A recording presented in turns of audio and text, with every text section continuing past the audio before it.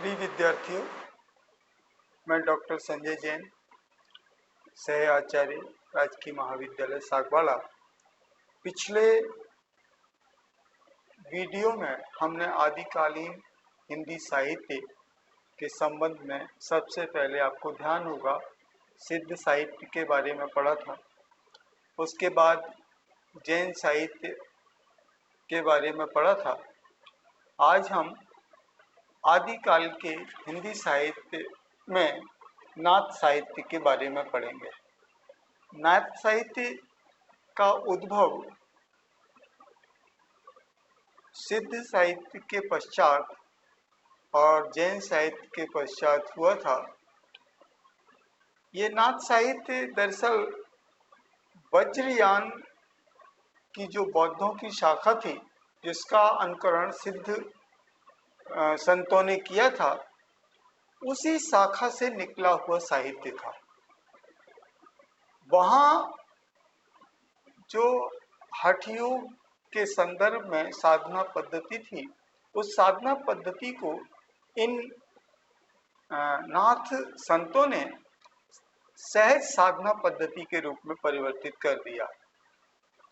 और दूसरी बात, इन संतों ने कर्म कांड जितने भी प्रकार के होते हैं, उन सब से मुक्त एक सहज जीवन व्यतीत करने पर बल दिया।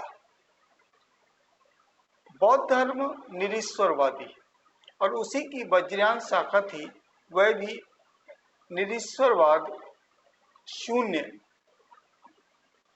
के रूप में का प्रचार करती थी। लेकिन नाथ संतों ने ईश्वरवादी शून्यता, अर्थात ईश्वर है लेकिन वह मूर्तियों के रूप में स्थापित नहीं है, इस ओर उन्होंने कदम बढ़ाए। और इसी के साथ साथ इस पर शैव मत का बहुत अधिक प्रभाव है। शैव मत मतलब जो शिव भगवान की उपासना करने वालों का मत है, शैव मत, उसका अत्यधिक प्रभाव है। इतिहास के पिछले पृष्ठों में आप जाकर के देखेंगे तो शैव और वैष्णव, ये दो मतों का भारी संघर्ष रहा है, विशेष रूप से दक्षिण में।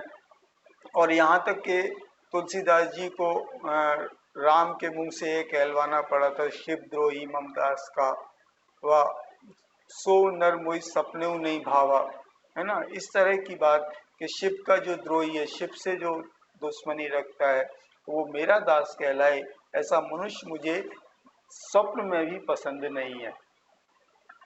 तो शैव मत का इस नाथ संप्रदाय के ऊपर बहुत अधिक प्रभाव होता। बल्कि हम यूं कहें कि भले ही बौद्धों के वज्रयान से निकला हुआ ये मत है, लेकिन प्रच्छन्न रूप से ये शैव मत ही था। दूसरी बात कि इन्होंने निवृत्ति मार्ग पर बल दिया। निवृत्ति अर्थात संन्यास। सिद्ध साहित्य में प्रवृत्ति मार्ग है, वो गृहस्थ जीवन को अपनाते हुए और पत्नी या भैरवी कालकी इत्यादि के रूप में अनेक स्त्रियों को रखते हुए वो अपने जीवन का यापन करते थे। इसके विपरीत इन्होंने संसार से मुक्त होकर के संन्यास लेकर के और फिर सहज जीवन व्यतीत करने पर बल दिया। इसी तरह से इनके साहित्य की एक और विशेषता है कि गुरु का वह बहुत अधिक महत्व है। मतलब जो आपको ध्यान होगा कि कबीर ने गुरु को बहुत अधिक महत्व देते हुए ये कहा था, गुरु गोविंदो करे काके लागू पाए, बलिहारी गुरु आपकी गोविंदियो बताए। उसी तरह से यहाँ गुरु का बहुत महत्वपूर्ण स्थान है और गुरु के बताए हुए रास्ते पर चलकर ही साधक सिद्धि को प्राप्त कर सकता है।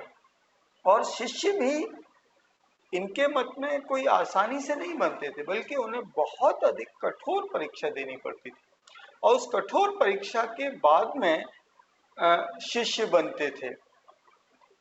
इनके जो साधना पद्धति थी, उस साधना पद्धति में हठ योग की साधना करना, इंद्रियों को जीतना और नारी जिसे सिद्ध साहित्य में संसार रूपी विष को नष्ट करने वाली शक्ति के रूप में बताया था, उस नारी से इन नाथों ने अपने आप को अलग रखा और उससे दूर रहना ही सारे अनुयायियों को जरूरी था।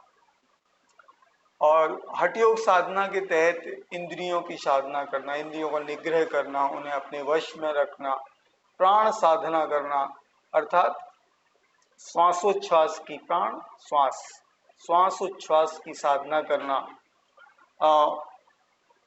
इसी तरह से मन की साधना करना, ये इनकी साधना की प्रमुख पद्धतियां थी। इसके साथ साथ इन्होंने नीति का, आचरण का, संयम का और योग, इन्हीं विषयों पर इन्होंने अपने साहित्य पर प्रकाश डाला। अर्थात जो भी रचनाएं हैं वो या तो नीति की हैं या आचार से जुड़ी हुई हैं या इंद्रिय मन संयम से जुड़ी हुई हैं या फिर हठ योग की साधना से जुड़ी हुई हैं, और इसी में इनकी वे सारी उलटवासियां आती हैं जिनके प्रतीक खोलने पर ही सही अर्थों का पता लगता है।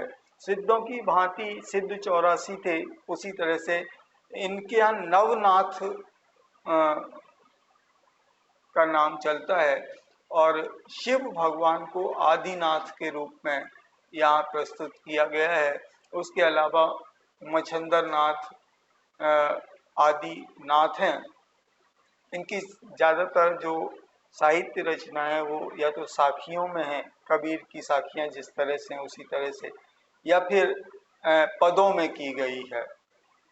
ध्यान देने वाली बात है कि जैसा कि भक्ति काल में हम संत मत का प्रभाव देखते हैं, संत मत को देखते हैं, तो उस संत मत की जो सोच है, जो समझ है और जो अभिव्यक्ति की शैली है, उस पर इनका बहुत गहरा प्रभाव पड़ा। और कबीर का जो ब्रह्म है, कबीर का जो राम है, वो राम इन्हीं नाथ पंथियों से होता है। और नाथ पंथ दरअसल है क्या कि सिद्धों का ही एक विकसित रूप है। विकसित रूप इस दृष्टि से कि सिद्धों में जहाँ तरह तरह के गोह्याचार, अडंबर, कर्मकांड, उन सब का प्रवेश था, उसकी बजाय नाथों में उन सब का प्रवेश नहीं है। अर्थात उसका एक परिष्कृत रूप है।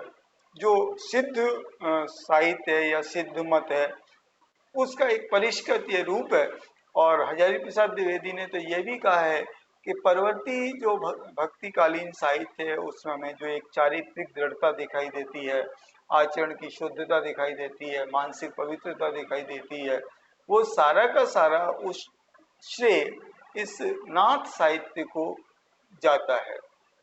नाथ साहित्य के प्रमुख कवि गोरखनाथ हैं, बल्कि यूं कहें कि नाथ साहित्य की स्थापना गोरखनाथ ने ही की है।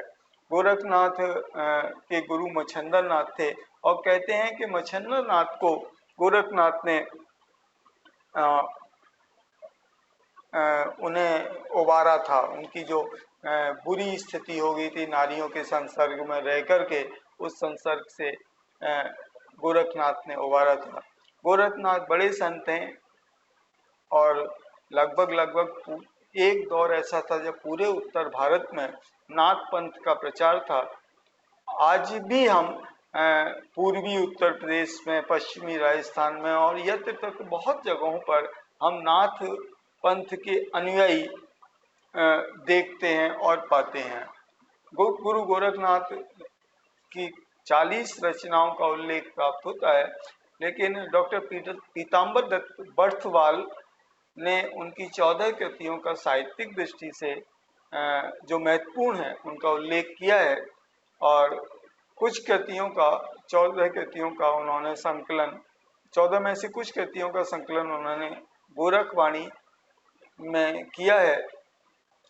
और शब्दी, पद, प्राण संकली, ये उनकी प्रमुख रचनाएं हैं। गोरखनाथ जी के अलावा अन्य संतों में हम चौरंगी नाथ, गोपीचंद, चुणकर नाथ, भरतरी नाथ, जलंधी पाव आदि के भी नाम प्रसिद्ध हैं और इनका भी हमें साहित्य मिलता है, हालांकि साहित्यिक दृष्टि से वो उतना महत्वपूर्ण नहीं है, लेकिन एक बड़ी मात्रा में हमें उनका भी साहित्य मिलता है। अगले वीडियो में हम रासो साहित्य के बारे में चर्चा करेंगे, जिस साहित्य के बारे में विशेष रूप से राजस्थान जिस साहित्य के साथ जुड़ा हुआ है, उस साहित्य के बारे में हम चर्चा करेंगे।